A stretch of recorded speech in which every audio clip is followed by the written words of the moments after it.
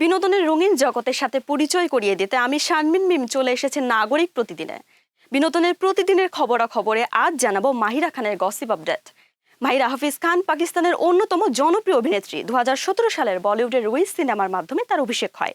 2016 সালের 18 সেপ্টেম্বর ভারত নিয়ন্ত্রিত জম্মু আর উরি শহরে ভারতীয় সেনাবাহিনীর সদর দপ্তরে 4 জন হামলা চালায়। এতে 19 জন ভারতীয় সেনা নিহত আর 30 জন আহত হয়। এই হামলার পর ভারত সরকার পাকিস্তানি অভিনয় শিল্পীদের কাজের ওপর নিষেধাজ্ঞা দেয়। এই সিদ্ধান্তের পর মাহিরা খান পড়েন বিপাকে। মানসিক সমস্যায় ভুগতে শুরু করেন তিনি। পাকিস্তানি এই অভিনেত্রী বলেন, শুরুতে আমি ভয় পাইনি, কিন্তু আমাকে হুমকি দেওয়া হচ্ছিল। আমাকে বলা হয় আমি রুইজের প্রচারের জন্য ভারতে যেতে পারবো না, তবে আমার দেশে সিনেমাটি মুক্তি পাবে।